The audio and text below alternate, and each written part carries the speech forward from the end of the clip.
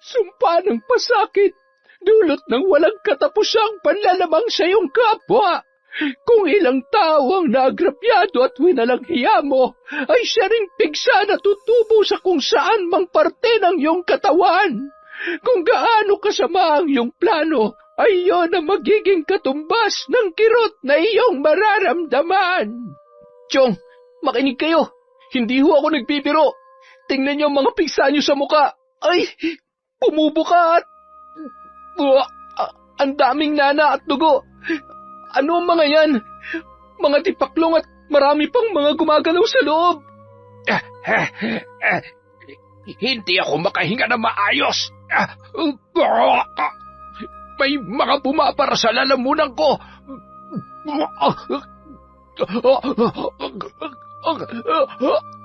Sige, ipagpatuloy mo yung katigasan ng puso at ulo mo. At talagang hindi ka uurungan na mambabarang na may gawa nito sa'yo. Paano kung isunod rin nila ako?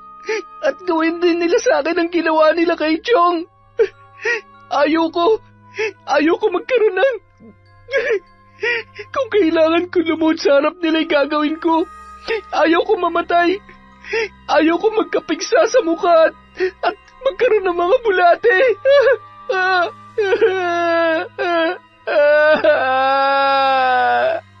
Taon 2005. Samar. Bandang 12:00 ng gabi. Malakas ang buhos ng ulan na tumatama sa yerong bubong at may kasabay pang malakas na hangin na animoy bumabagyo. Halos mayanig ang buong kabahayan sa tuwing tumatama ang kidlat sa mga puno sa labas ng kanilang bahay at sinusundan naman ng malalakas na pagdagundong ng kulog. Napakamot ulo si Riza, sabay kinusot ang kanyang mga mata at tiningnan ang bakanteng katre kung saan nakalatag ang banig, nahigaan ng kanyang lola Loreta at ng kanyang nanay Annelyn. Nay, Lola, nasaan ba sila? Lagpas 12:00 na. Lumabas na lamang yon sa kanyang silid at tumungo sa kusina, ngunit wala rin doon ang kanyang hinahanap. Isang silid na lamang ang hindi niya pa napupuntahan, at sa pagkakataong yun, natitiyak niya na doon makikita ang dalawa. Ay, sabi ko na nga ba. Sino na naman po ba yung binabarang ninyo? Akala ko po ba titigilan nyo na yan? Bakit nandito na naman po kayo? Matulog ka na lang dyan at huwag ka nang marami pang tanong. Kailangan lang naming tulungan ang biktima ng salbahe na ito. Alam mo naman kung anong klaseng mga tao ang tinitira namin ng nanay mo. Kaya huwag ka na magmaktul dyan. Sumenyas na lamang si Annelyn sa kanyang anak na sundin ang sinabi ng kanyang lola Loreta. Napabuntong hininga na lamang ang dalaga at tumalima papunta sa kanilang silid-tulugan. Nagwawala ng kalikasan sa ginagawa ni nanay at lola. Hindi ba sila natatakot? Ay, makatulog na nga lamang ulit. Ang lamig. Nakatulog na ang dalaga nang pumasok ang mag-ina na noon ay katatapos lamang isagawa ang pambabarang. Nako, nakatulog na ang apo kong hanggang ngayon ay hindi pa rin matanggap ang pagiging mambabarang natin. Mukhang wala na tayong mapagpapasahan ng ating kaalaman. Hayaan niyo, nanay. Ganun talaga, hindi natin siya maaaring pilitin. Manang-mana lang talaga siya sa kanyang ama. Siya, kailangan niya talagang makapagtapos ng pag-aaral at magkaroon ng magandang buhay. Kapag may maayos siyang trabaho pagdating ng araw, lalo na kapag may sarili na siyang pamilya, walang mang-aabuso at mang-aapi sa kanya. Ay, tama kayo dyan, Nay. Kaya gagawin ko ang lahat. Igagapang ko ang pag-aaral ng anak ko hanggang makatapos siya sa kolehiyo. Alam mo anak, huwag ka mag-alala.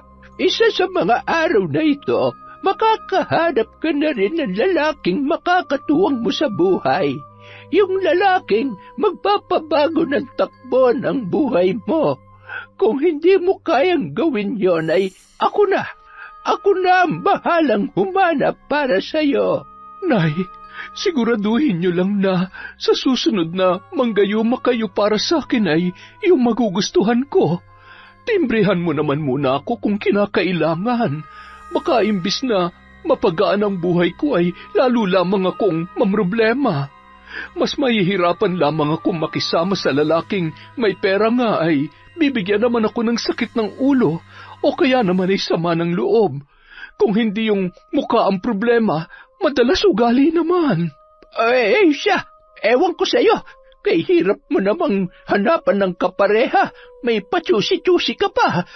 Kung naghahanap ka ng perpekto, pues wala ka talagang matatagpuan, Annelyn. Walang perpektong lalaki. Ay, maigi pa yatang sarili ko na lamang ang ihanap ko.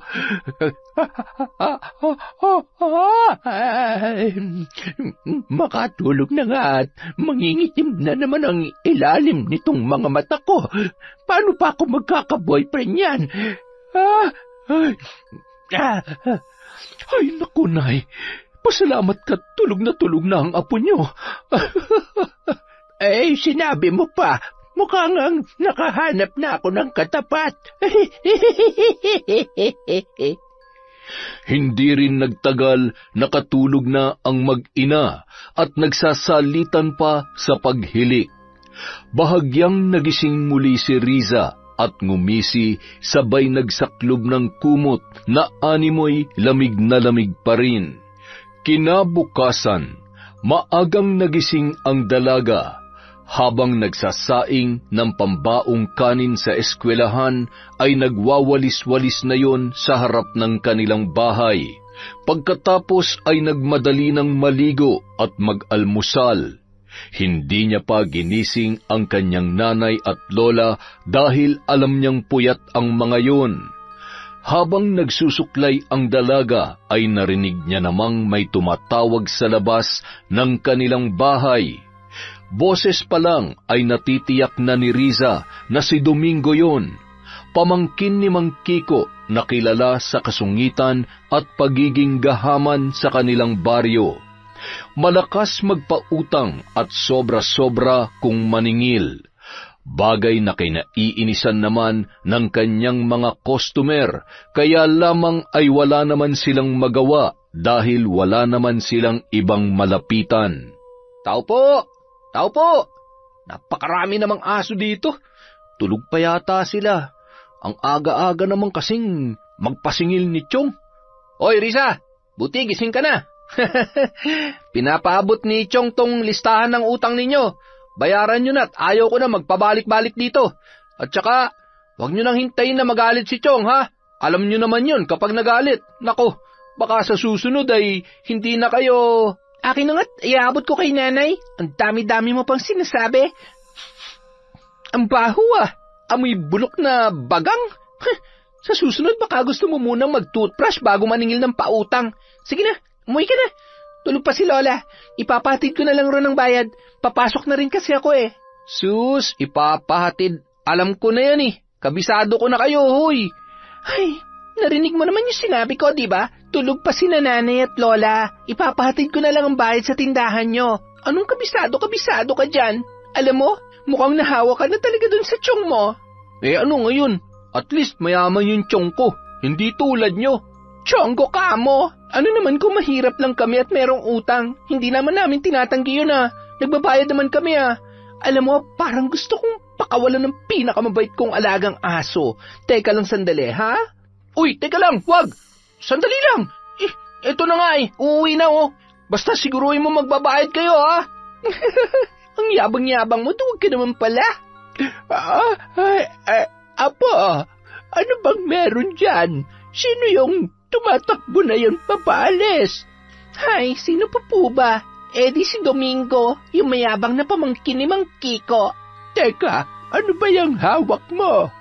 listahan daw po ng utang natin sa tindahan. Akala ko nagbayad na si nanay nung nakaraang araw. Bakit ang haba-haba na naman nito? Patingin nga. Abat, lintik na Kiko yun na. Talaga namang magulang na magulang. Hindi niya na naman kinaltas yung bayad nung nakaraan at may mga dagdag na naman sa lista. Bakit may nakalagay ditong sigarilyo at alak?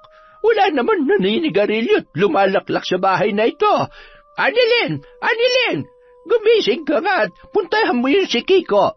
Ako'y hindi na naman natutuwa sa pinag-agagawa ng uugod-ugod na matandang yon. Hay, Jesus Maria Joseph!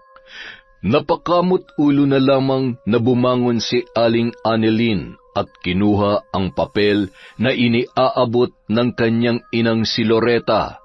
Inisa-isa nun ang mga nasa listahan at napailing-iling. Hindi yun ang unang pagkakataon na ginawa yun sa kanila ng matandang si Mang Kiko. Gayon din sa kanilang mga kapitbahay. Habang nag-uusap ang mag-inang sina Loretta at Annalyn, nagmamadali namang nagpaalam si Riza para pumasok sa eskwela. Nakalabas na yun sa tarangkahan nang bigla siyang napabalik. Oh, bakit? May nakalimutan ka pa ba? Halik, tsaka baon ka po, Lola. Ay, walang kalaman-laman itong pitaka ko, Apo. Puntahan mo ang nanay mo sa kusina at tiyak kung meron pa yung naitabi doon. Nay, sa'yo daw po ako hihingi ng baon, sabi ni Lola. May pera pa po ba kayo dyan? Kung wala po, ayos lang. May ulam naman na po ako dito, tsaka maglalakad na lamang po ako. Bye, Nay. Sa ekspresyon ng mukha ng kanyang ina ay nababatid niya na wala rin yung pera, kaya hindi na lamang siya nangulit pa. Habang naglalakad si Riza, ay nakasalubong niya si Mang Kiko na iika-ika at pilit na nagmamadali habang nakatungkod at bumubulong-bulong pa. Yumuko si Riza at nagbabaka sakali na hindi siya mamukaan ng matanda. Ngunit bigla siyang hinarang noon gamit ang tungkod na yari sa kahoy. Ay, Mang Kiko! Kayo po pala. Saan po kayo pupunta? Saan pa nga ba? Pwede sa bahay ninyo. Nandun ba ang nanay at lola mo, ha? Huwag kang magsisinungaling kung ayaw mong hambalusin kita nitong tungkod ko. Kaya gagaling ninyo mangutang. Hindi naman kayo marunong magbayad. Ay, Mang Kiko, huwag naman po kayo magalit. Ang totoo, papunta na po talaga si nanay sa tindahan ninyo. Nagbayad naman na raw po siya ng nakaraang araw, kaya nagtataka po siya kung bakit nagpadala pa kayo ng listahan ng utang namin kay Domeng. Ba't talagang pinupuno ninyo ako, ano? Ako pa talagang mamaliin ninyo. Siya, sa ayaw at sa gusto ninyo ay kailangan nilang bayaran ang utang sa tindahan ko. Kung hindi ay ipapabarangay ko ang lola at ang nanay mo. Ang mabuti pa po siguro, puntahan nyo na lamang po sila para po magkalinawan kayo. Sige po, baka po kasi mahuli na ako sa klase ko eh.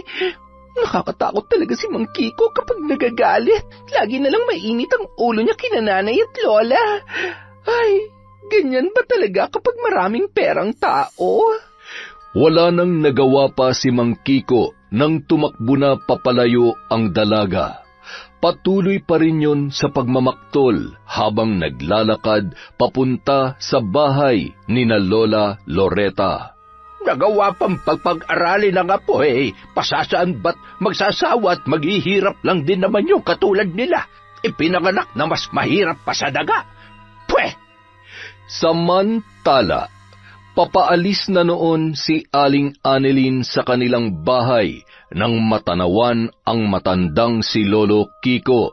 Hinintay niya na lamang yun hanggang sa makarating sa bungad ng kanilang tarangkahan. Magandang umaga ho, Mang Kiko. Anong maganda sa umaga? Kay aga-agay pinapainit niyo ang ulo ko. Oh, ayan. Kailangan pa bang ako mismo maningil para magbayad kayo? Anak, asikasuhin mo nga muna ang niluluto ko sa kusina at mukhang ako ang kailangang kumausap dito kay Kiko.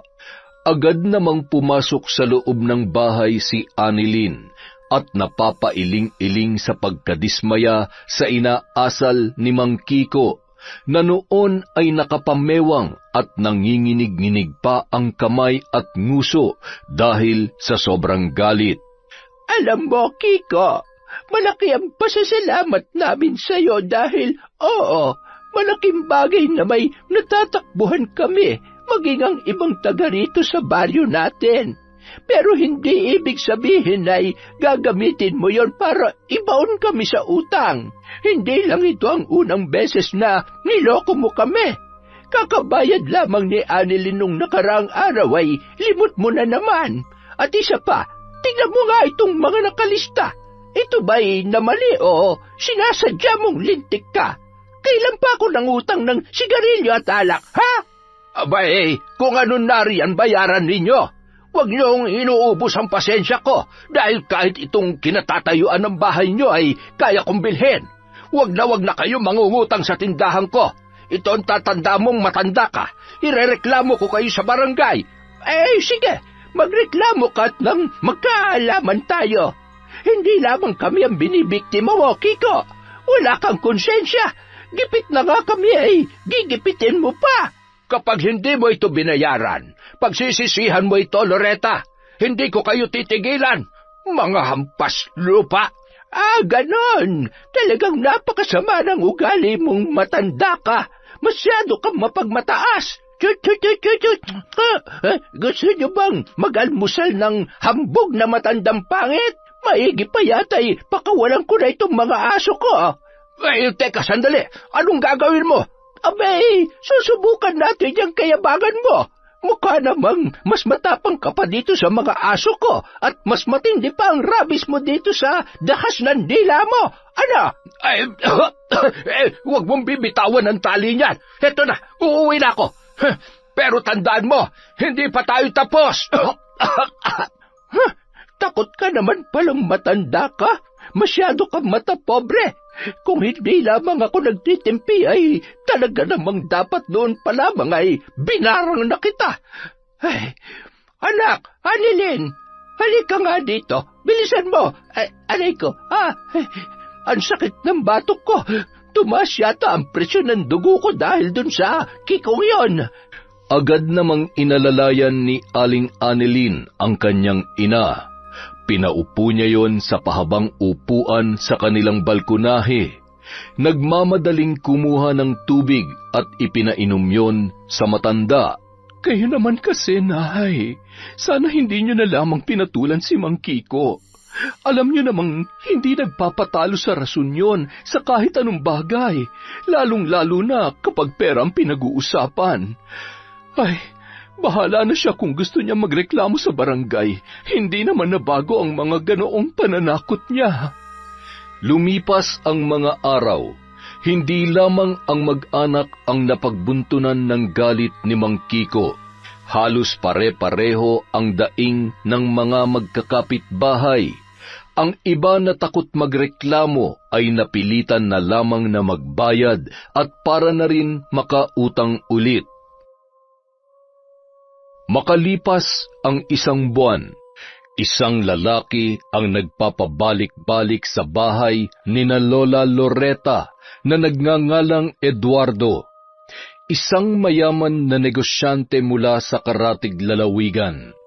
Isa yon sa mga masugid na manliligaw ni Aling Annelyn, anak ng kaibigan ng yumaong asawa ni Lola Loretta. Katulad ni Annelyn ay parehong sumakabilang buhay na ang kanilang asawa. Nay Loretta, nandito po ulit ako. May dala nga po pala ako para sa inyo. Nandito ho ang bigas at mga kung ano pang kakailanganin nyo dito sa bahay. Abat, nag-abala ka pa talaga. Iho, sobra-sobra nang ipinibigay mo para sa amin. Sandali lamang at tatawagin ko si Annelyn. Siguradong matutuwa siya kapag nalaman niya na nandito ka. Naroon kasi siya sa gulayan kasama ang apo ko. Maupo ka muna, ha?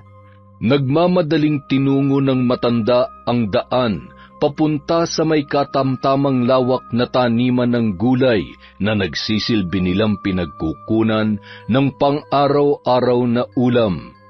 Ang iba ay ibinibenta nila sa mga kapitbahay.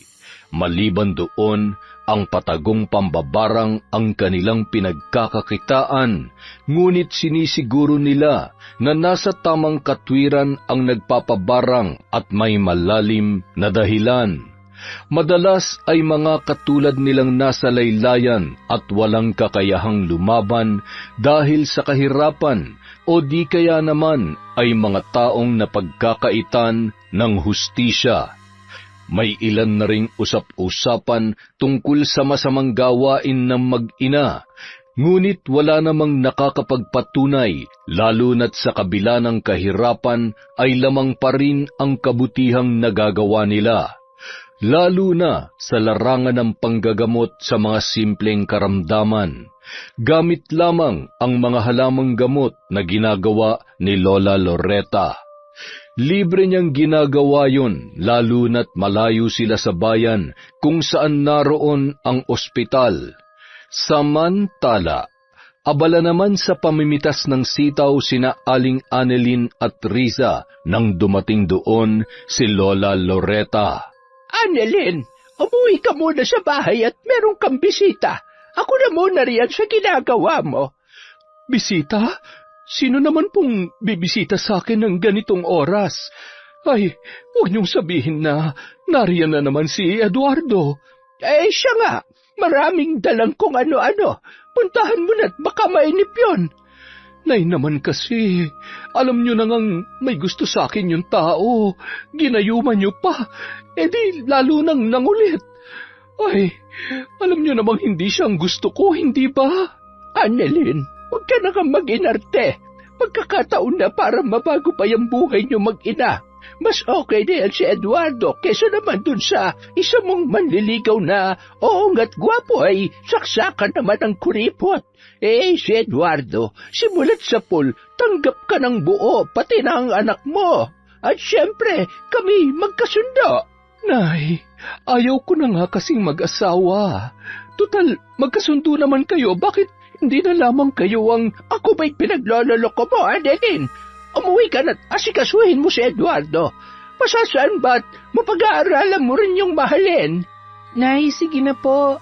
Mabait po kaya si Tatay Eduardo. Tapos, ay, kayo talagang maglola, oo. Eto na, uuwi na. Ay, nakakahiya. Amoy pawis na ako. Bahala na nga.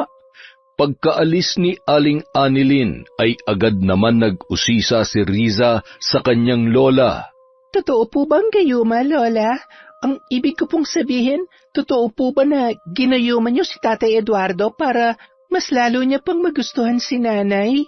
Apo, sa kamalditahan ng ina mo at pagkasusi sa mga lalaki ay mukhang ang kailangan ko talagang gayumahin si Eduardo para hindi sukuan niyang nanay mo. Pero sa tingin ko bibigay din naman siya. Ikaw, ano sa tingin mo, Apo? Depende po, pero nababaitan naman po talaga siya kay Tatay Eduardo at dahil magkasundo kami, di may plus point na po siya kay Nanay. Lola, ako po kapag nakilala ko ng lalaking gusto ko, pwede niyo po bang gayumahin yon para sa akin? Para po hindi ako iwanan, ipagpalit sa iba o saktan katulad ng napapakinggan ko sa radyo at nababasa ko sa mga pocketbooks. Ayaw ko po kasing masaktan at umiyak dahil lamang sa lalaki. Ayaw ko pong matulad sa mga babaeng pinapakulam ang mga mister nilang manloloko o di kaya yung kabit na mga asawa nila. Apo, sa ganda mong yan, matalino at masipag. Napakatanga naman ng lalaki na iiwan at lolokohin ka lamang kung sakali. Lola, kahit maganda, matalino at masipag ako, hindi naman po imposibleng lokohin nila ako. Sa dami po ng mga lalaking manloloko ngayon at sa galing nilang magtago ng sikreto. Nako, at saka Lola, kung may matino man na lalaki, bumibigay rin sa mga malalanding babae. Hindi ba nga po, daig ng malandi ang maganda at matalinong katulad ko? Tsaka sabi nga, kapag matalino ay bobo naman daw pagdating sa pag-ibig. Ay nako, ang dami mong alam. Huwag mo na nga muna isipin yan. Pero hayaan mo at hindi ako papayag na payakin ka lang ng kung sino. Kung sakali man, huwag ka mag-alala. Si Lola ang bahala sa'yo. Manggagayuma tayo ng gwapo, matalino at mapagmahal na lalaki na bagay dyan sa kagandahan at kabaitan mo, apo. Tuwang-tuwa si Lola Loretta nung mga sandaling yun. Sa paglipas ng panahon ay unti-unti na rin kasing naiintindihan ni Riza kung bakit hindi nila basta-basta mabitawan ang pambabarang.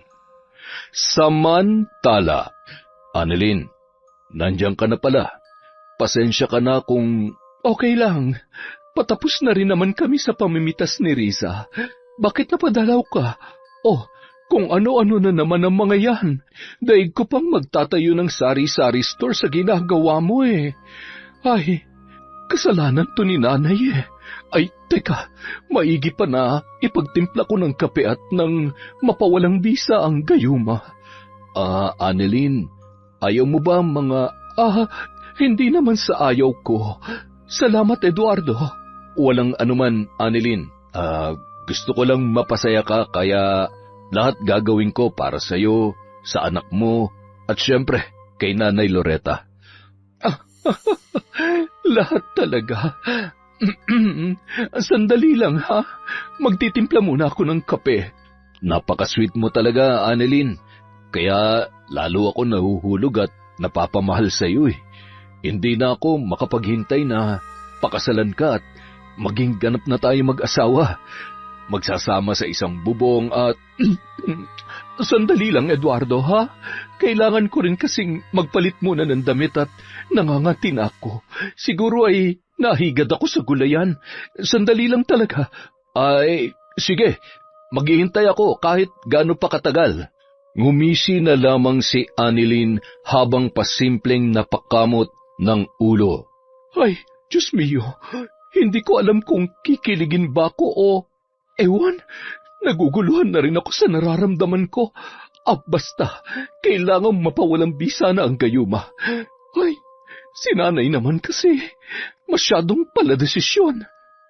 Nung araw din yon, sinubukang kontrahin ni Annalyn ang gayuma na bumabalot sa kanyang masugid na manliligaw na si Eduardo.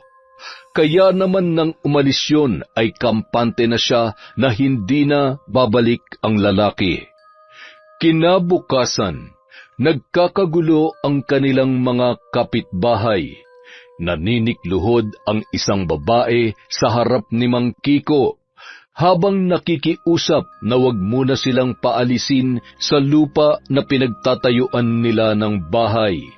Nabili na kasi ng matanda ang mga karatig lupa maliban sa pagmamay-ari ni Lola Loretta na pinagtataniman nila ng gulay at kung saan nakatayo rin ang kanilang tahanan. Kapag hindi pa kayo umalis dito sa lupa ko, ipapasunog ko yung bahay nyo, kasama mga basura nyo dyan sa loob. Napakatitigas ng ulo ninyo. Galit na umalis yun habang patuloy naman sa paghagulgol ang babae na nakayakap sa nag-iisa pa lamang nilang anak na lalaki na noon ay nasa 3 buwan pa lamang. Ang asawa niya naman ay hindi makapagtrabaho dahil aksidenteng nahulog sa puno ng niyog, dahilan para hindi na makalakad ng tuwid at maging sa pag-aasikaso ng sarili ay hirap na hirap. Binabayaran kasi yun ng arawan ng mga may koprahan sa kanilang karatig lugar. Hindi naman sapat ang tulong na natatanggap nila sa araw-araw mula sa mga nagmamalasakit na kapitbahay at isa na roon sina Lola Loretta at Aling Annalyn.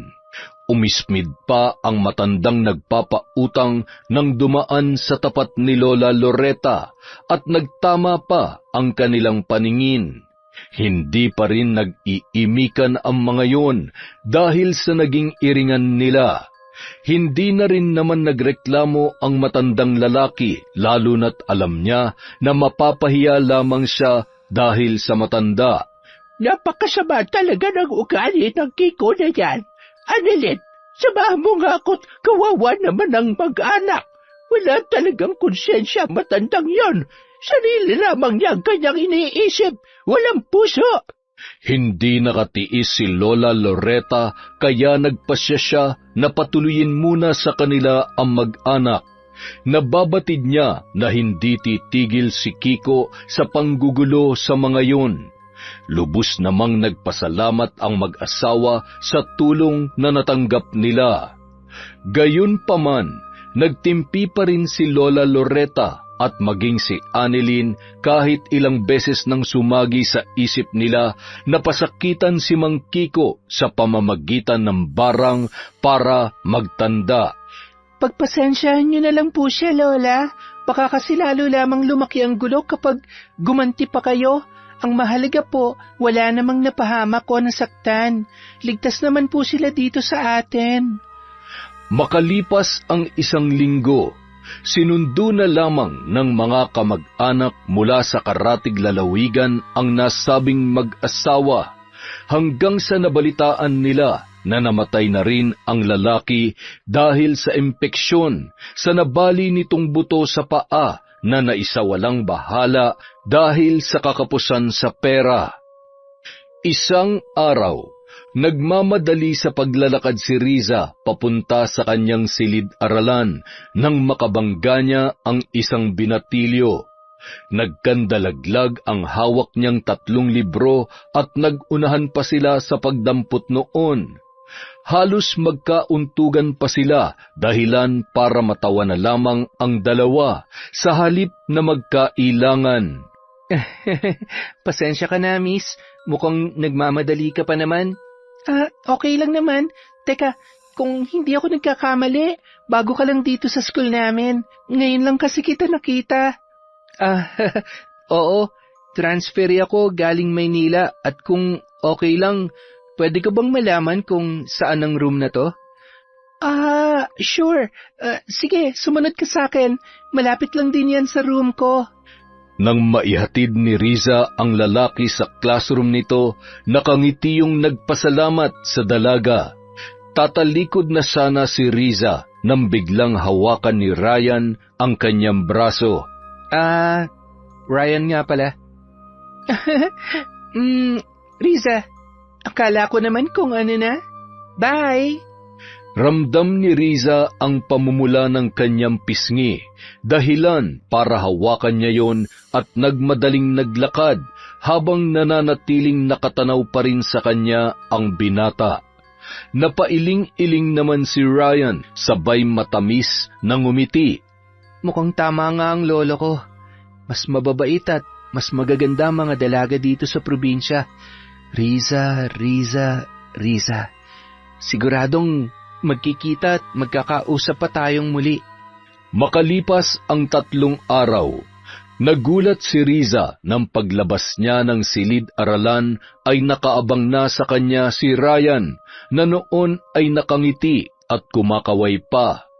Lalapitan niya na sana yon nang bigla namang may lumapit na isang babae na nasisiguro niyang kaklase noon.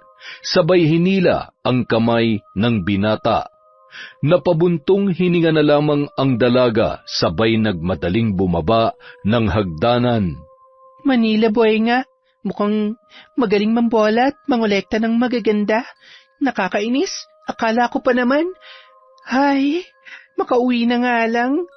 Habang naglalakad, naramdaman niya na may biglang humila sa kanyang bag. Nang lumingon siya ay nakita niya ang nakangising si Domingo. Ano bang problema mo? Alam mo, pauwi na ako at wala na akong lakas para sakyan kung anumang trip mo. Baka nakakalimutan mo na yung atraso mo sa akin. Di ba, muntik mo na akong ipalapa dun sa mga alaga mo? Oo, at gagawin ko ulit yun ng paulit-ulit kung kinakailangan. Hindi mo ako madadaan dyan sa laki ng tiyan mo. Hindi ako natatakot sa'yo. Napakayabang mo naman. Gusto mo bang ipagsigawan ko dito na hindi kayo nagbabayad ng utang? Para malaman nila na nakakaawa kayo, tingnan mo nga yung bag mo. Mukhang isang hila ko lang ulit dyan, mapupunit na.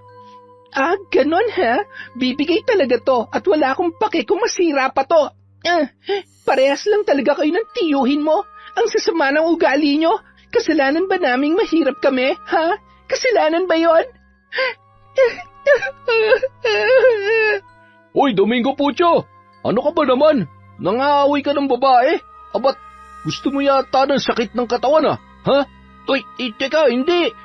Bitiwan mo nga ako. Uuwi na nga ako eh. Kumaripas ng takbo si Domingo at mababakas ang takot sa kanyang muka. Okay ka lang ba, miss? Okay lang ako. Salamat. Gusto mo ba Excuse me.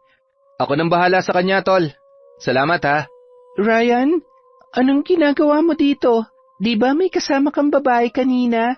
Wala yun. Nagpatulong lang sa group activity namin. Nakita ko yung nangyari kanina. Sino ba yung nambuli sa'yo? Hi, si Domingo. Anak na may kaya naming kapitbahay. Nakaalitan kasi ni Lola yung masungit niyang tiyuhin, kaya ayun, nakikisali rin siya.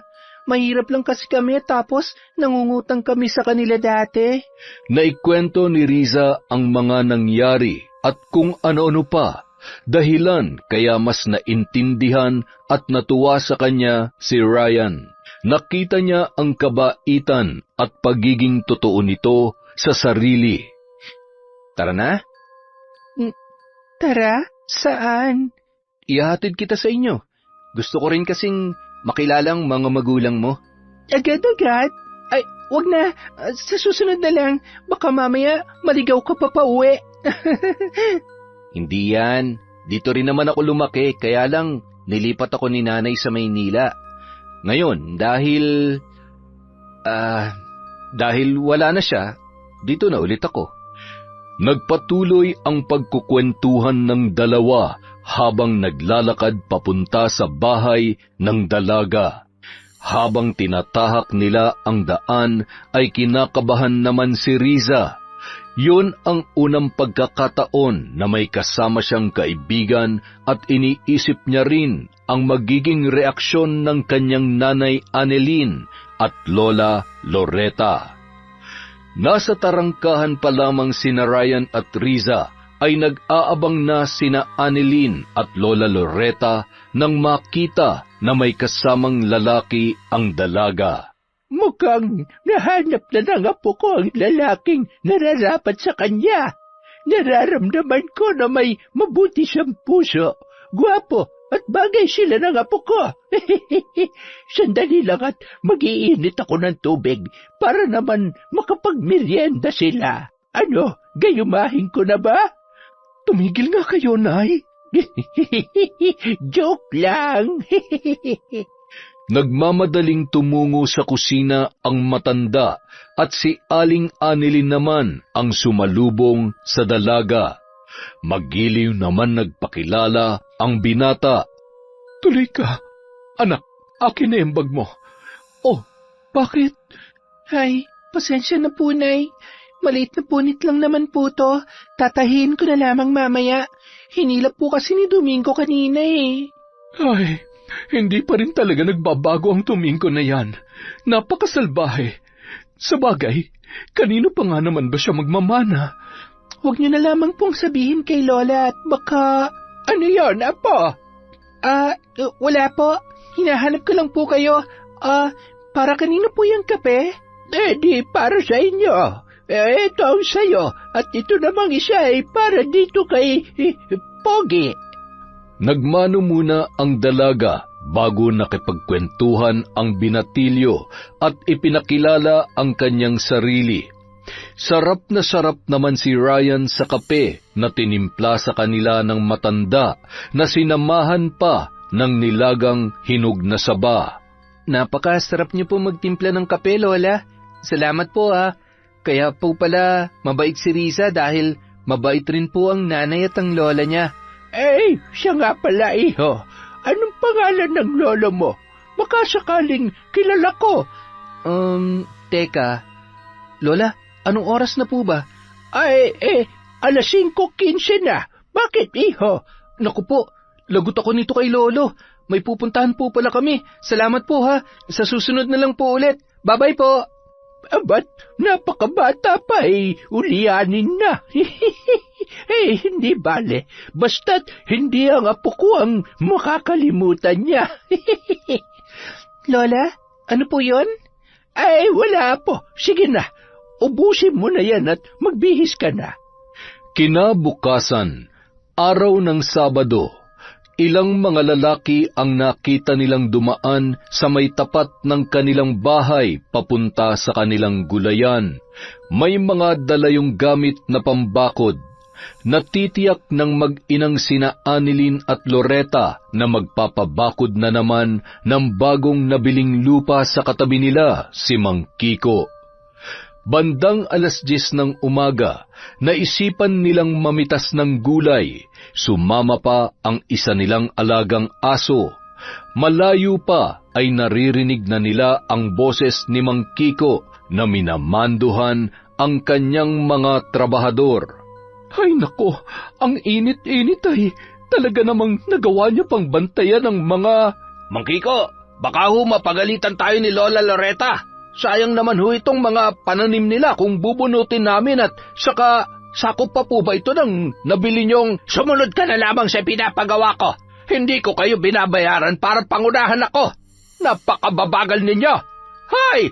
Mga hilayo pa kayo! Itigil niyo yan! Bakit niyo binubunot ang mga... Annelyn, tingnan mo! Ang mga bago kong tanim na ampalaya! Hayop ka talagang matanda ka! Pati ba naman kakarampot na lupa na pinagtataniman namin ay kakamkamin mo pa? Ano ngayon ang gagawin mo? Kaya mo bang magpasukat ng lupa para patunayan sa akin na parte yan ng lupang pinagmamalaki mo? Alam mo, Loretta, maigi pa'y bayaran ko na lamang ang kakarampot mong lupa. Magkano ba ang gusto mo? Ano? Sabihin mo lamang at, heto, may pera ako dito sa bulsa ko. Hinulog ng matandang lalaki ang napakaraming barya, sabay humalakhak yun. Ayan, pulutin mo ang mga baryang yan. Sa tingin ko'y sapat ng kabayaran yan. Tapos, isama na natin yung utang ninyong hindi nyo naman mabayad-bayaran. Tikom ang kamay ni Lola Loretta na nagpipigil ng galit. Habang nananatiling walang reaksyon ang muka ni Annelyn at pasimpleng bumubulong ng mga salita sa kanyang isip. Maya-maya, biglang nanlisik ang mga mata at nagtatahol ang aso na animoy galit na galit sa matandang si Mang Kiko. Abat, pati aso mo ay masyado rin nagtatapang-tapangan katulad ninyo. Siya, mukhang maduduguan ang itak kong ito at magkakaroon ng pulutan ng mga trabahador ko.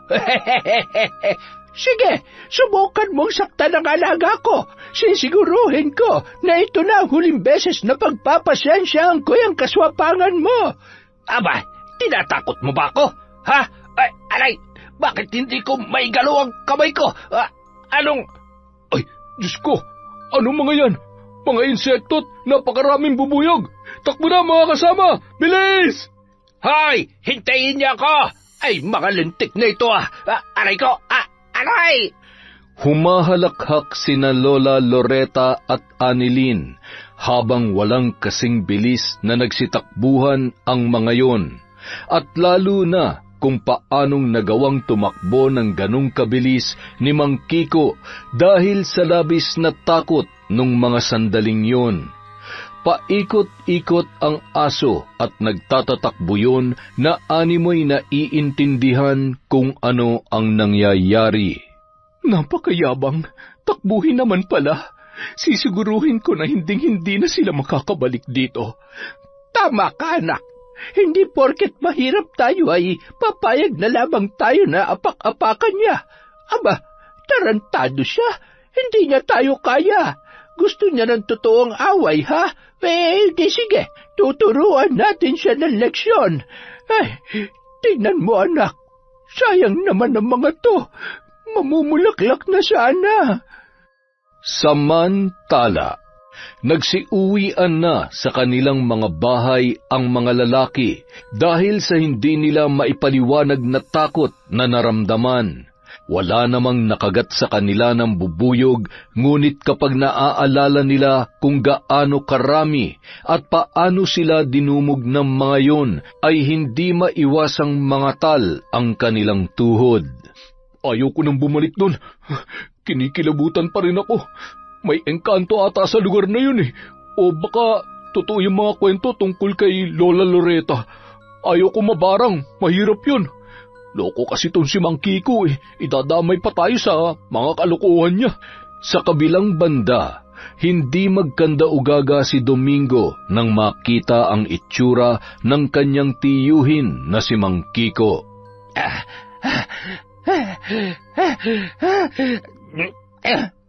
Chong, anong gagawin ko? Ang dami niyo hong kagat sa muka. Namumulat, magamagaho ang labi niyo. Mukha na ho kayong halimaw. Ang init-init ang pakiramdam ko. Hindi ako makakita ng maayos. Makati, makirotat. Ay, kasalanan to ng Loretta na yon. Tulungan mo ako, Domingo. Ipaghiganti mo ako sa mga lintik na yon. Sige ho, pupuntahan ko sila ngayon din. Ay, lintik ka. Gamutin mo muna ako. Kahit kailan talaga hindi mo ginagamit yung utak mo. May laman nga ba yan? Ha? Ay, lako. Pasensya na ho, Chong. Akala ko kasi, ano po bang gagawin ko? Dadalhin ko po ba kayo sa ospital? Ay, wag. Kung gusto mo, dalhin mo na ako sa punerarya. Tutal, mukhang atakihin ako sa puso sa katangahan mo. Anak ng putyang kamalasan ito. Nang mga sandaling yon, isinugod ni Domingo ang kanyang tiyuhin sa ospital. Nagrenta pa sila ng sasakyan papunta sa bayan at nagpabayad ng ilang kalalakihan na bubuhat sa matanda papunta sa may kalsada. Pagsapit ng gabi, Nay, Lola, dinala po pala sa ospital si Mang Kiko. Gagaling pa naman po yon, di ba? Ibig sabihin ko po ay hindi nyo naman siya... Apo, huwag kang mag-alala. Dinadala ko lamang yon. Pero sa sama ng ugali nun, hindi pa sapat ang kagat na mga bubuyog para magbago siya. Siguradong gagawa at gagawa ng paraan yon para gawing miserable ang buhay natin at maging ng ibang mga taga rito sa atin na kinakayang-kayanan niya. Ano pong balak ninyo, Lola? Babarangin niyo na rin po ba siya? Paano po kung... Kilala mo naman kami ng nanay mo. Alam namin kung kailan maaari at hindi maaari, kung ano ang tama at mali. Magtiwala ka lamang, Apo. Isa pa, ayaw kong dumating ang araw na lahat ay mawawala na sa atin dahil hinahayaan nating apakan tayo ng taong katulad ng matandang yon. Sige na, matulog ka na, Apo. Bukas ay magsimba ka at ipagdasal mo na lamang kami ng nanay mo. Agad namang tumungo si Riza sa kanyang kwarto. Nadatnan niya ang kanyang ina na inaayos ang kanyang higaan. Ako na po dyan, Nay. Mukhang may gagawin pa po yata kayo ni Lola. Ay, alam kong hindi ka sang-ayon sa ginagawa namin ng lola mo. Sa paglipas ng mga araw at panahon, mauunawaan mo rin kami, anak. Hindi kasi lahat ay nadadaan sa pagpaparaya, pagpapakumbaba at sa salitang hayaan na lamang. Hindi masamang umaray kapag sobra na. Hindi masamang ipagtanggol ang sarili at protektahan ang mga taong mahal natin kung kinakailangan at mayroon namang paraan. Tumango na lamang ang dalaga bilang tugon sa kanyang ina, sabay yumakap yun ng mahigpit. Hinaplos ni Aling Annelyn ang buhok ng kanyang anak at hinagkan yun sa noo bago lumabas ng kwarto. Agad namang nagplano ang mag-ina kung anong nararapat nilang gawin kay Mang Kiko. Paano naman natin siya babarangin, Nay? Wala naman tayong kahit na anong gamit na nagmula sa kanya. Total gabi naman na. Wala naman sigurong makakapansin sa atin dahil tulog na ang mga tao. Habang walang tao sa bahay niya, di maghanap tayo ng gamit na maaari nating gamitin laban sa kanya. Oh, ano pang hinihintay mo? Kunin mo na ang flashlight. Dali na, Baka naman mapagkamalan tayong magnanakaw sa gagawin nating to, Nay. Siya, tara na ho at wala namang ibang paraan. Nang makarating sa may tapat ng bahay ng matandang si Mang Kiko, ay gumapang pa sila at lumusot sa awang ng bakod. Aray, masakit sa likod. Bakit naman kasi tayo gumagapang? Para naman tayong tanga dito, Nay. Mas tanga kapag nahuli tayo. Huwag ka na magreklamo. Ayun, may nakasampay. Kunin mo na lahat ng yan. Alin ho ba dito ang kay... ang baho. Labahin pa yata ito. Hayaan mo na. Tara na, doon na lamang natin alamin kung alin ang gamit dyan ni Kiko. Dadalawa lang din naman sila sa bahay, kaya imposibleng magkamali pa tayo. Tagumpay na nakuha ng mag-ina ang gamit na kanilang kailangan. Pagkarating sa bahay ay agad nilang binulatlat ang isang kumpol ng patong-patong na damit na kinuha nila sa sampayan. Mamasa-masa pa yun dahil sa hamog at pawis. Abay, napakabaho. Abat, may brief pa, kadiri. Tingnan mo, napakarami niyang pera. Ang brief naman ay nanlilimahid at butas-butas na. Siguradong kay Kiko ang brief na ito at yan namang maluwag ay, wala nang garter. Siguradong dun yan sa pamangkin niya. Bakit nga ba itong mga hawak ko? Pagtatapon mo na yan o di kaya itabi mo. Akin na yung damit ni Kiko at yan na lamang ang gamitin natin para sigurado. Ito yung suit niya kanina. Tama, ito nga yun. Siya, sumunod ka na lamang sa akin sa kwarto at ihahanda ko na mga gamit natin. Matapos ilagay sa isang supot ang mga shorts at brief ni Mang Kiko at Domingo, ay agad na rin yung sumunod sa kanyang ina. Matapos ilatag ang kanilang mga gamit sa isasagawang ritual sa pambabarang, ay salitan nilang inuusal ang mga kahindik-hindik na salita na nagmumula sa aklat ng karunungan. Sumpa ng pasakit, dulot ng iyong walang katapusang panlalamang sa iyong kapwa. Kung ilang tao ang nagrabyado at winalang hiya mo, ay siya rin bilang ng pigsa na tutubo sa kung saan-saang mang parte ng iyong katawan. Kung gaano kasama ang iyong plano, ay katumbas din ng kirot na mararamdaman mo. Sa bawat naglalakihang pigsa, ay iba-ibang insekto ang ilalagay ko. Ang kagalingan mo at kawalan ng bisa ng sumpang ito ay aayon sa kung gaano babaguhin ng sitwasyon ang puso at pagkatao mo. Kapag nanatili kang masama, ay ikaw rin ang kikitil sa iyong sarili. Lahat ng gagawin mong kasamaan ay may katumbas na parusa. Kiko, testingin natin yung tapang mo. Tingnan natin kung kasing tibay ka ng tungkod mo. Isinilid nila ang damit ni Mang Kiko sa isang malaking garapon at sinelyuhan ng mga kakaibang salita. Ibinalot din nila yon sa itim na tela. Pagkatapos hipan ni Annelyn ang sindi ng mga kandilang itim, ay isinilid niya rin yon sa isang lumang kaban. Kumekendeng-kendeng pa si Lola Loretta na lumabas sa silid na animoy nasisiyahan sa kanilang ginawa. Makalipas ang 2 araw, matapos makalabas sa ospital si Mang Kiko, ay mabigat pa rin ang pakiramdam nito, kahit na nanumbalik na sa normal ang kanyang itsura matapos humupa ang pamamaga dahil sa kagat ng mga bubuyog. Domingo, tingnan mo nga itong likod ko. Tingnan mong maigi at pakiramdam ko ay may tutubong pigsa. Masakit at malaki. Aray, hindi ko may paliwanag. Haplasan mo nga nitong cream na binigay sa akin ng doktor. At baka epekto pa yan ng mga lintik na bubuyog na kumagat sa akin. Siya nga pala, yung ipinapagawa ko sa'yo. Naihanda mo na ba ang mga kakailanganin mo? Oo, tiyo. Huwag kayong mag-alala. Wala akong ititira sa pananim nila. Dapat lang. Akala ng mga yun ay tatantanan ko sila. Aba, ewan ko na lang kung hindi pa sila umalis sa baryong ito. Kapag wala na silang mapagkukunan ng pagkain sa araw-araw, mapipilitan silang umalis kesa mamatay sa gutom. Siya, galingan mo't pasasaan ba at makikinabang ka rin naman sa kung anong meron ako ngayon.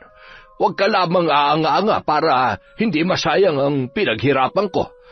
Samantala, labis naman ang pagtataka ni Annalyn nang bumalik pa rin si Eduardo para bisitahin siya at katulad ng nakagawian ay may dala yung pagkain at kung ano-ano pa.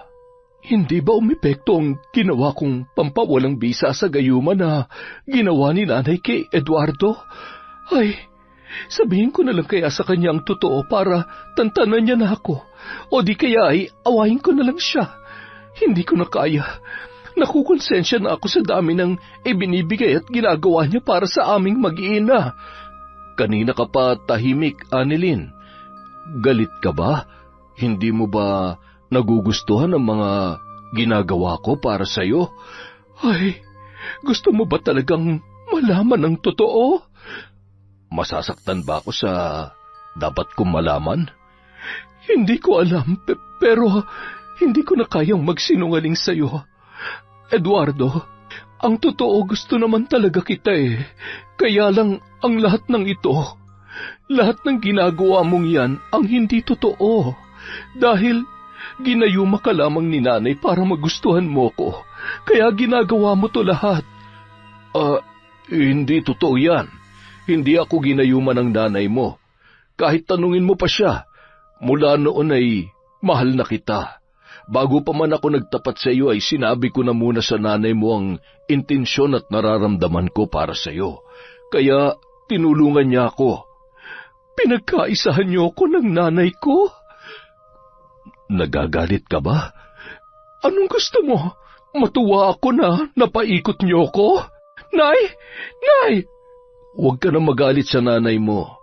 Annalyn, pasensya ka na. Umuwi ka na muna. Huwag mo akong kausapin at baka... patay. Sige na, Eduardo. Iwanan mo na muna ang pakipot na ito. Kami muna mag-uusap. Bumalik ka na lamang kapag sa tingin mo ay kalmado na ang panahon. Ha? Mag-iingat ka, anak. Nay, ano ba naman? Bakit niyo naman, sus? Tigilan mo nga ako, Annalyn. Sige, itanggi mo pa yung nararamdaman mo. Baka pagsisihan mo kapag napagod na kahihintay sa iyo yung tao. Bibihira na lang ang matinong lalaki sa mundo, kaya bawasan mo yung pagiging pihikan mo. Nariyan ang grasya sa harap mo tinatanggihan mo pa.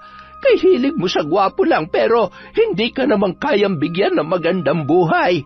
Ewan ko sa iyo. Isang maling pili pa, itatakwil na kita. Kita niyo na? Kapag galit ako, mas galit pa kayo. Nang sumunod na araw, napansin ni Riza na tila nagkakatampuhan ang kanyang nanay Annalyn at lola Loretta. Umalis siya na nagwawalis sa harap ng bahay ang kanyang ina at ang lola niya naman ang nag-aasikaso sa kusina. Tinawag niya ang kanyang alagang aso at agad na sumunod yon papunta sa kanilang taniman ng gulay.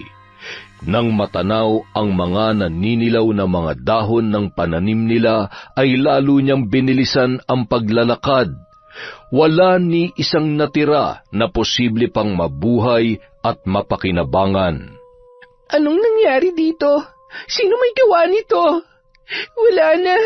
Wala nang natira. Kailangan malaman to ni Lola. Humahagulgol na tumatakbo pabalik si Risa at malayo pa'y sumisigaw na ang dalaga. Nay! Lola! Oh, bakit ka umiiyak? Ano bang nangyayari? Wala na po yung mga pananim natin. Namatay na po lahat. Ano? Nay! Napatakbo si Annalyn at sumunod na lamang si Lola Loretta at ang apo nitong humihikbi pa rin nung mga oras na yon. Nang makita nila ang kalagayan ng mga pananim, ay pare-pareho silang nanlumo at napaluha. Sa mga oras na yon ay iisa lamang ang tao na kanilang naiisip. Habang naglalakad ang tatlo, ay natanawan naman ni Riza si Domingo sa labas ng kanilang bahay, napalakad-lakad at animoy nagmamasid na tila nakangisi pa ang muka. Nang makapasok sa bahay ang lola at nanay niya, ay pasimple siyang lumabas sa kanilang bakuran. Hoy, Domingo! Anong iningisi-ngisi mo dyan, ha? Aminin mo nga, may kinalaman kayo ng tiyuhin mo sa nangyari sa mga pananim namin, di ba? Ano? Uy, masama yan, ha? May hirap mambintang kapag walang ebidensya. Gusto mo ba ireklamo ka namin sa barangay, ha? At saka, kung sakali man kami nga, may magagawa ka ba, ha? Yan lang naman lagi niyong panakot. Akala niyo masisindak niyo kami? Siguraduhin mo lang na wala talaga kayong alam. Tandaan mo to, ha? Hindi pumapali ang karma. Ang dami niyong panahon para sa amin. Sana inuuna mo munang asikasuhin ang sarili mo na mabawasan naman yung umaalingaso na amoy mo at yung tiyuhin mo na dahil sa kasamaan, isa sa mga araw na ito ay katatakutan na ni San Pedro. Humanda kayong magtiyo sa galit ng nanay at lola ko. Aba, ang yabang mo, ah. Nalilitang ka ba sa katawan ko, ha? Hoy, bitawan mo siya. Talaga bang kaya mong manakit ng babae, ha? Ano, papalig ka? Nagpambuno sina Ryan at Domingo at nagpagulong-gulong ang mga yon sa lupa. Hindi naman magkanda-ugaga sa kasasaway si Riza. Hindi niya maawat ang dalawa hanggang sa mapunit ang manipis na pambahay na shorts ni Domingo na labis namang ikinagulat ni Ryan. Uy! Ang yabang-yabang mo, hindi ka pa naman pala tuli. Ano, gusto mo samahan kita magpatuli? Marunong ang lolo ko. Tara, libre lang yon, sagot ko na. Walang kasing bilis na tumakbo si Domingo, dala ng labis na kahihiyan nung mga sandaling yon. Hala, may sugat ka sa labi. Bakit naman kasi? Okay lang ako. Malayo to sa bituka. Hindi ko naman hahayaan na masaktan ka nun. Siyempre, magkaibigan tayo at saka crush kita. Crush mo rin kaya ako? Sira, ano yun? Ulitin mo nga. Wala. Nandito lang ako para mangumusta at makikitambay na rin. Umalis kasi ang lolo ko eh. Manggagamot daw siya sa kabilang baryo. Albularyo palang lolo mo? Oo, ito nga oh. Tingnan mo tong kwintas na bigay niya sa akin. Ito nagbibigay proteksyon sa akin laban sa mga masasamang elemento. Sabi nga ni lolo, dahil magandang lalaki ako, kailangan ko to para hindi ako tablan ng gayuma. Pero kung kasing ganda mo yung gagayuma sa akin, ayos lang. Palabiro ka pala. Nauwi naman sa malungkot na usapan ang kanilang tawanan nang mabanggit ni Riza ang tungkol sa kanilang pananim. Nang matanawan naman ni Lola ang dalawa ay bahagya siyang napangiti nang maalala ang ginawa niyang panggagayuma sa binata. Aba, epektibo. May pagdalaw na si Pogi. Nay, huwag niyong sabihin na pati love life ng apo niyo ay pinakikialaman niyo rin. Aba, bata pa ho ang anak ko. Ang away mo, mainit ang ulo ko. Huwag mo akong aartehan dyan at nag-iisip ako ng dagdag parusa sa hayop na Kiko na yon. Napabuntong hininga at sinalubong na lamang ni Annalyn sina Riza at Ryan. Nagpaalam pa ang dalawa na pupunta sa taniman para makita ng binata ang nangyari sa kanilang pananim. Nakaramdam naman ng awa yon para kay Riza at sa nanay nito at lola. Kinagabihan, sigaw ng sigaw si Mang Kiko sa kanyang kwarto. Pakiramdam niya ay inaapoy siya ng lagnat at parang hinihiwa ang mga balat sa iba't ibang parte ng kanyang katawan. Dahil sa labis na kirot na kanyang nararamdaman, Halos lumuwa ang mata ni Domingo nang makita ang mga pigsa na paisa-isang tumutubo sa iba't ibang parte ng katawan ng kanyang tiyuhin. Kitang-kita niya kung gaano kalalaki at kapupula yun. Anong nangyayari sa akin? Anong mga ito? Bakit ako nagkakaganito? Domingo, gumawa ka ng paraan. Tulungan mo ako. Aray, ang sakit. Aray ko. Chong, hindi ho kaya pinaglalaroan kayo ng mga mambabarang? Mambabarang? Sira ulo ka ba? Hindi totoo ang mga mambabarang na yan. Dalhin mo ako sa ospital. Hindi yung kung ano-ano ang sinasabi mo dyan. Aray, hindi ko na kaya. Chong, makinig kayo. Hindi ho ako nagbibiro. Tingnan niyo ang mga pigsa niyo sa muka. Ay, bumubukat. Ang daming nana at dugo. Ano ang mga yan? Mga tipaklong at marami pa mga gumagalaw sa loob. Hindi ako makahinga na maayos. May mga bumabara sa lalamunan ko. Sumuka si Mang Kiko ng mahahabang bulate na kulay puti at may mamula-mula rin. Animoy bulate sa lupa at parasitiko na nagmumula sa tiyan ng aso. Hindi magkamayaw sa kasisigaw si Domingo at humingi ng tulong sa mga kapitbahay nila na rinding-rindi na rin sa pag-uugali ng matanda. Nawalan na sila ng ganang tumulong kaya wala ni isang lumabas ng bahay, hanggang sa naisipan niyang puntahan ang bahay ng isang kilalang albularyo sa lugar. Lakad-takbo niyang pinuntahan yun dahil wala man lamang dumadaan na tricycle. Naliligo na sa pawis ang binata nang makarating sa bahay ni Mang Goryo. Tao po, Mang Goryo. Nakikiusap po ako. Kailangan ko ang tulong ninyo. Apo, tingnan mo nga kung sino ang nasa labas. Kanina pa tumatawag. Tanungin mo kung anong sadya niya at... nakakabulahaw ng pagtulog. Nakakunot noo na lumabas si Ryan at napakamot ulo nang makita si Domingo. Sabay pa sila ng binigkas. Ikaw? Uy, magpapatuli ka na ba? Gabi pa, tol. Excited lang? Pakukuluan pa ba natin yan? Ano bang ginagawa mo dito? Hindi ka ang kailangan ko. Nasaan si Mang Goryo? Kailangan siya ni Chong. Binabarang ang Chong ko. Binabarang? Masama ang ugali nun. Hindi pa mamamatay yun. Ay, sandali lang, tatawagin ko si Lolo. Lo, magpapatuli raw po magpapagamot daw po yung tiyo niya. Binabarang daw po. Barang? Abat, sa tinagal-tagal na panahon ay ngayon lang ulit ako manggagamot ng nabarang sa baryong ito.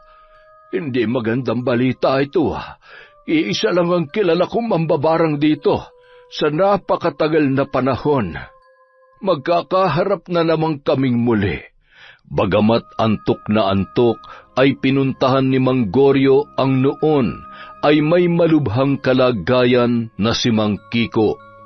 Nakumpirma niya ngang binabarang yon at batid niya rin kung sino ang may kagagawan noon. Pinainom niya yun ng tubig na may orasyon upang maibsan ng kirot na nararamdaman ng matanda. Napailing-iling si Mang Goryo, ngunit sa mga nakakarating sa kanyang balita na gawain ng matandang ginagamot niya ay hindi siya nagtataka kung bakit nagawa yon ng mambabarang. Magbabayad ako kahit magkano. Siguraduhin mo lamang na gagaling ako ngayon din. Bilisan mo! Huwag mo akong masigaw-sigawan, Mang Kiko. Kung gusto mong gumaling ka dyan sa karamdaman mo, makisama ka. Isipin mo lahat ng tao na gawan mo ng kasalanan. Siguradong isa sa kanila ang naniningil sa iyo ngayon. Kung naging mabuti ka sana, hindi mo dadanasin ito. Napakaraming insekto na namamahay ngayon sa katawan mo. Kapag hindi binawi na mambabarang ang sumpa, natitiyak kong ikabamatay mo ito. Subukan mong humingi ng tawad sa mga taong... Nandito ka para panggalingin ako. Hindi para pangaralan. Sige, ipagpatuloy mo yung katigasan ng puso at ulo mo, at talagang hindi ka uurungan ng mambabarang na may gawa nito sa iyo. Hayaan mo't sa abot ng aking makakaya ay tutulungan kita. Ngunit kailangan mong tulungan ang sarili mo na itama ang mga pagkakamali mo. Wala kang mapapala sa pagmamataas mo. Tandaan mo yan. Nanginginig naman sa isang tabi si Domingo. Nasisiguro niya na ang tinutukoy na mambabarang ni Mang Goryo ay ang lola o maaaring ang ina ni Riza. Paano kung isunod din nila ako at gawin din nila sa akin ang ginagawa nila kay Chong? Ayoko magkaroon ng... Kung kailangan kong lumuhod sa harap nila, gagawin ko. Ayoko mamatay. Ayokong magkapigsa at sumuka ng mga bulate. Pagkatapos noon, dumiretso si Mang Goryo sa bahay ni Lola Loretta. 3:00 ng madaling araw, pagbukas ng pinto ay hindi makapaniwala ang matandang babae sa lalaking nasa harapan ng kanilang tarangkahan. Goryo, abat, ano ang ginagawa mo dito? 3:00 na madaling araw. Nag-usap na tayo noon. Huwag na nating ipilit ang nakaraan. Isa pa, matagal na kitang kinalimutan. Tanggap ko na ang... Ano bang sinasabi mo? Ay, hindi na rin yan sumasagi sa isipan ko. Kahit kailan ay hindi talaga pwedeng maging tayo. Lalo na't hanggang ngayon ay hindi mo pa rin pala itinitigil ang nakasanayan mo. Alam mo kung paano ko magalit, kaya sinasabi ko sa'yo, bawiin mo na ang sumpa kay Mang Kiko. Halika, tumuloy ka muna, Goryo, at na magkalinawan tayo. Sa tingin mo ba'y babarangin ko siya kung walang malalim na dahilan? Inisa-isa ni Lola Loretta ang lahat ng mga nangyari at ginawa sa kanila ni Mang Kiko. Oo, alam ko. Naiintindihan ko na naperwisyo kayo. Ngunit hindi naman tama ang pasakitan siya sa paraan na gusto mo. Matanda na rin yung katulad natin.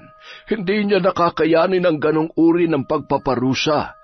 Hindi tama ang pumatay, Loretta. Pinoprotektahan ko lang kung ano pa ang natitira sa amin.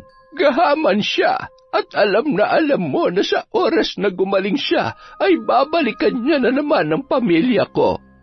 Kaya kong tanggalin ang insekto at bulate sa katawan niya, ngunit hayaan mo ko na gawin kung anong nararapat na parusa para hindi na siya makalapit sa amin. Sumang-ayon na lamang si Mang Goryo sa nais mangyari ng matandang babae. Naniniwala siya na may likas na pagkamaunawain ang puso ng una niyang kasintahan na si Loretta. Sa kabila ng kakayahan nitong gumamit ng itim na kapangyarihan, naaalala niya ang mga panahon na labis niya yung nasaktan nang makabuntis siya ng isang babae, ngunit hindi yun gumawa ng kahit na anong ikakapahamak niya. Kaya sa mga oras na yon, habang nakikita niyang nagngingilid ang luha ni Lola Loretta, ay nauunawaan niya kung bakit umabot sa pambabarang ang matanda at ang anak nito na si Annelyn. Hindi nagtagal, nagpaalam na ang albularyo at binalikan na si Mang Kiko. Pagdating niya sa kanyang bahay ay nakita niya ang unti-unting paghupa ng mga pigsa na indikasyon ng pagbawi ng sumpa. Magpasalamat ka dahil napakiusapan ko si Loretta. Mabuti siyang tao. Napuno lamang siya dahil sa mga ginawa mo. Sana'y mag-iwan ng aral sa iyo nangyaring ito. Hindi sa lahat ng oras ay maisasalba ka ng pera mo, Kiko. Akma sanang magsasalita si Mang Kiko, ngunit walang tinig na lumabas mula sa kanyang bibig. Hindi rin maigalaw ang dalawa niyang paa para makatayo sa kanyang kinauupuan. Noon ay napagtanto ni Mang Goryo na yun ay bahagi ng kanilang kasunduan. Hindi na makapagsasalita pa ang matanda para mag-utos ng ikapapahamak ng iba at hindi na rin yun makakatayo o makakalakad para magawa ang gusto niya. Samantala, Sabihin mo nga, anak, may masama ba sa ginawa ko? Maigi na yung nakakasiguro. Kapag napagtanto niya na ang kasalanan niya ay tsaka lamang manunumbalik sa normal ang lahat. Yun ay kung may plano pa siyang magbago. Kung mananatili siyang salbahe, edi habang buhay na siyang pipi at lumpo. Ang sakit ng ulo ko. Gago yun si Goryo. Nabitin tuloy ang tulog ko.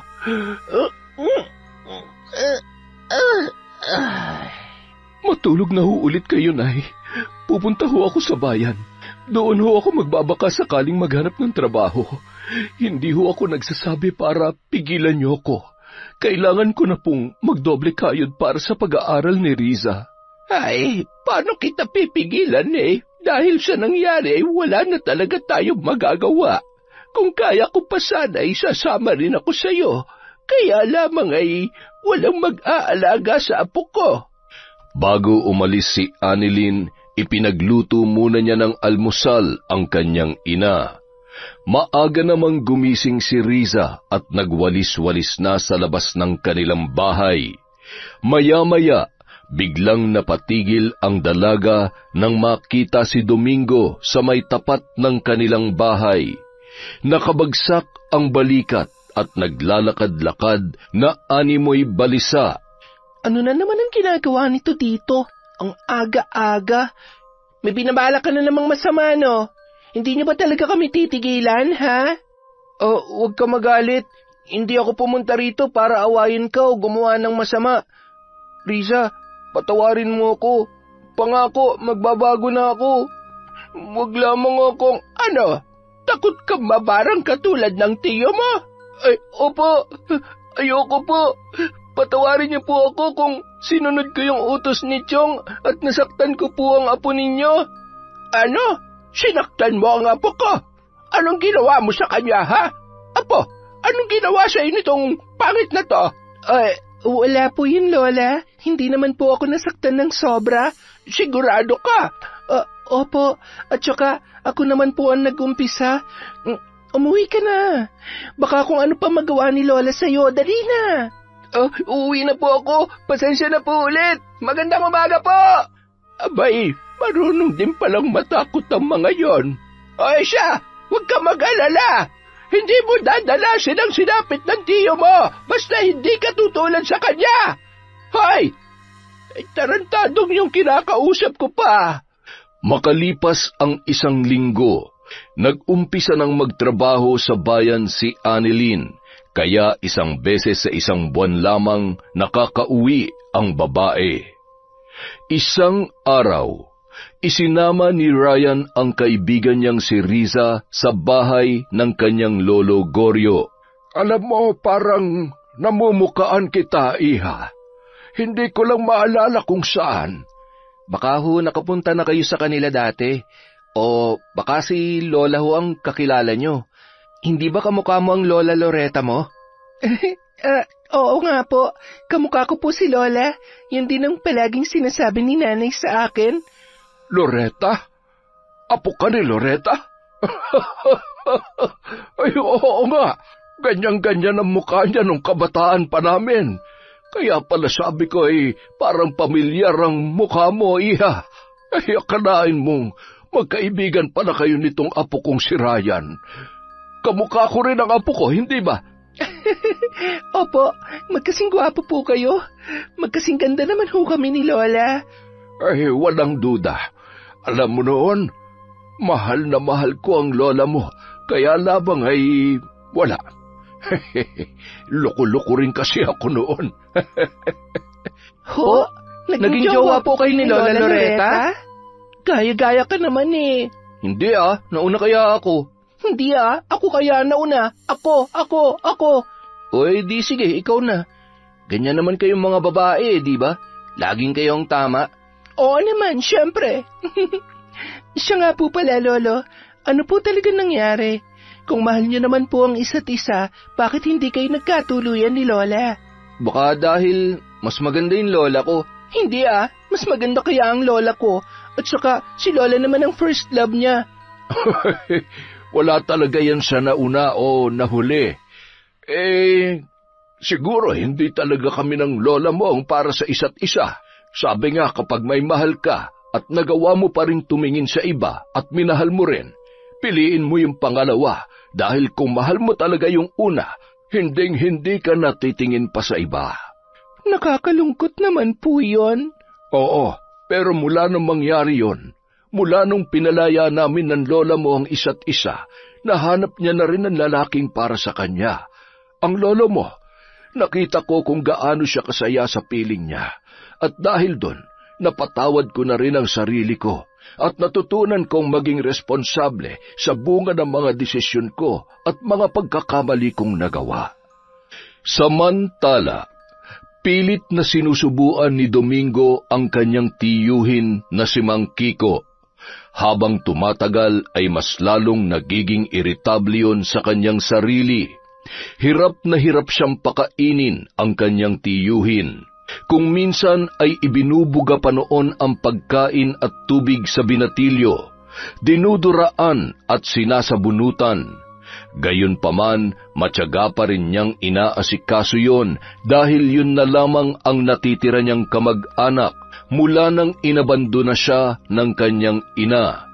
Iniintindi niya na lamang yon dahil alam niyang nahihirapan na ang kanyang tiyuhin sa kanyang sitwasyon. Pilit niya ring ibinabangon ang halos 1 buwan nang nakasarang tindahan. Nagpasya na rin muna siya na tumigil sa pag-aaral. Matapos asikasuhin ang kanyang tiyuhin, lumabas ng bahay si Domingo para magpahangin habang pinipigilan ang pagpatak ng kanyang mga luha. Ay, napakahirap naman ng sitwasyon ko. Hindi ko naman siya pwedeng pabayaan. Kahit lagi niya akong pinapagalitan, alam ko siya lang ang nag-iisang nagmamalasakit sa akin. Hindi niya rin naman ako pinabayaan mula noon. Marahan niyang tiningnan ang kanyang braso na natapunan ng mainit na sabaw dahil nasagi yon ni Mang Kiko. Nagtutubig na yon at ang ilang parte ay kitang-kita ang kapulahan. Nataon namang dumaan si Riza at nakita ang binatilyo na nagpapahid ng kanyang luha. Umiiyak ba siya? Bakit kaya? Baka patay na Pero hindi pa naman siguro. Tatanungin ko ba siya? Kaya lang, ayoko nga. Pero parang malungkot talaga siya Bahala na nga. Hoy, Domingo! Umiiyak ka ba? Ha? Ako? Umiiyak? Hindi Bakit naman ako iiyak? Edi, ano yan? Pawis? Uhog? Laway? Ano naman ang mawawala sa'yo kung sasabihin mo na umiiyak ka? At teka, ano nangyari dyan?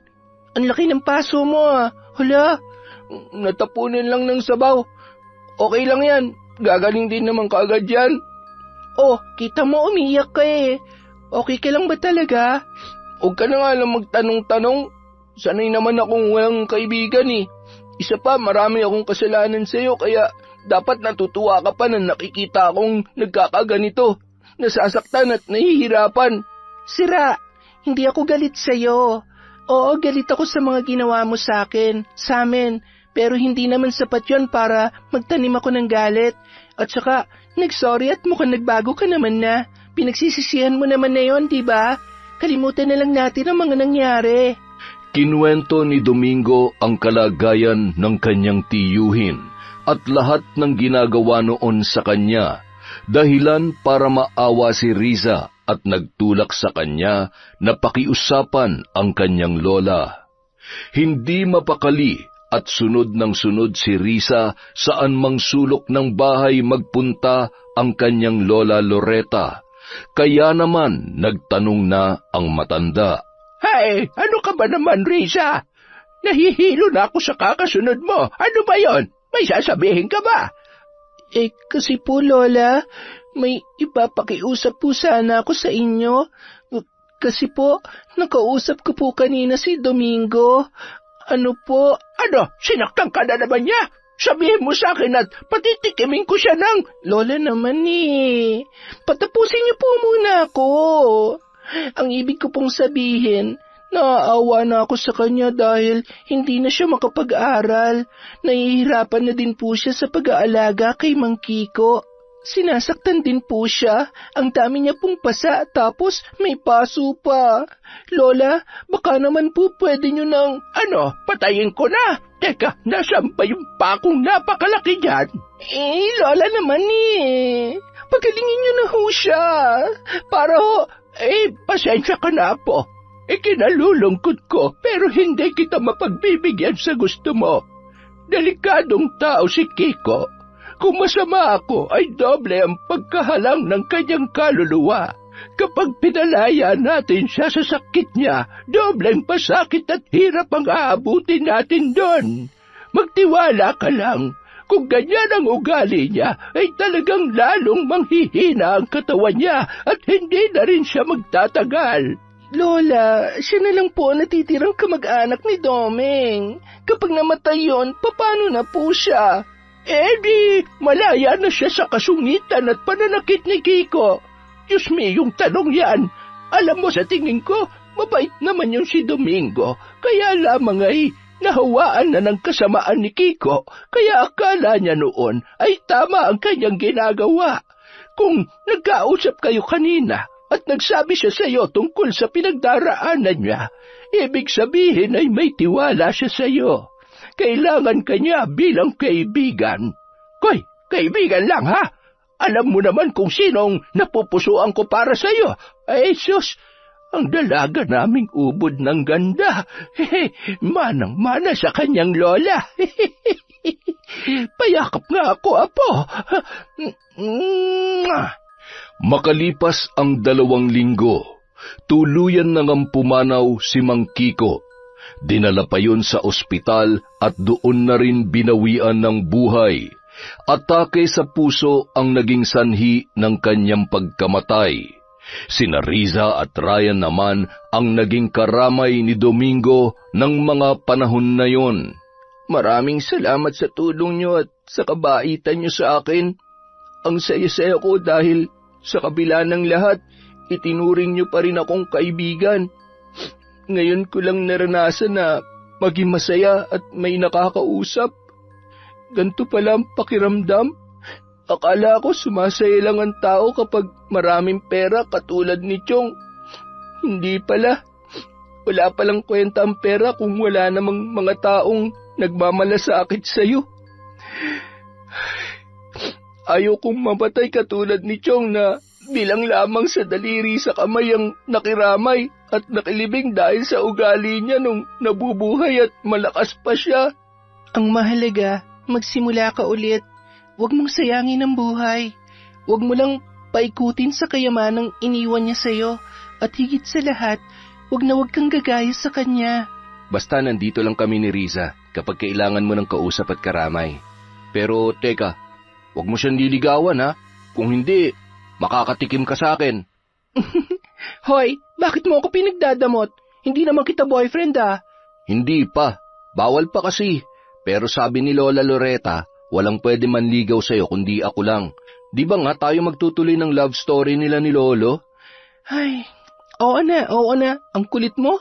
O siya, maiwan ko na kayo. Uuwi na ako sa bahay at baka parating na rin si nanay. Tsaka pupunta rin dun si Tatay Eduardo. Paano tol? Uuwi na rin ako.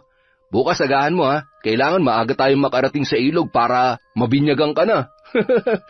Sa ilog? Anong gagawin niyo doon? Hindi niyo ba ako yayayain? Hindi ka pwede doon. Huwag mo nang sabihin nakakahiya. Magpapatuloy lang, nahihiya ka pa. Bahala nga kayo dyan. Magdala ka ng katingko, baka kasi himatayin ka katulad na nangyari kay Ryan. Ha? Sino nagsabi sa iyo niyan? Di yung lolo mo. Bye! Ay, si Lolo talaga. Lagi na lang ako nilalaglag kay Riza. Nahimatay. Samantala, laking gulat ni Riza nang makarating siya ay naroon na ang kanyang nanay Annelyn at si Eduardo. Seryoso ang mga mukha noon, pati na rin ang kanyang lola Loretta. Kanina pa po ba kayo, Nay?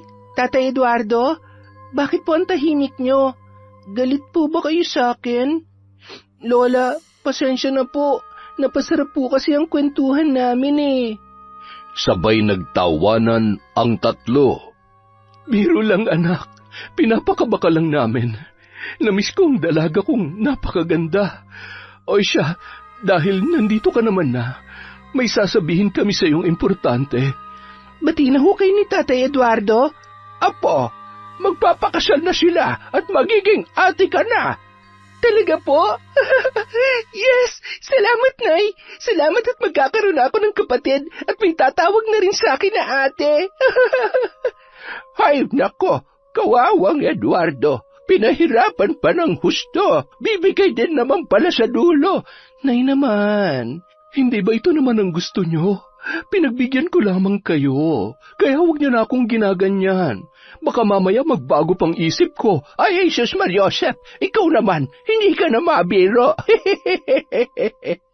Yon, isa na namang nakakatawa at napakagandang kwento mula sa Kwentong Enteng.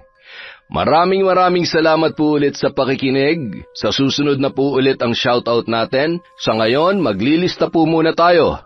Again, maraming salamat po mula sa Kwentong Enteng. Mag-iingat po kayo. Huwag po nating i-stress ang sarili natin. Mag-enjoy lang po tayo. Maraming salamat po.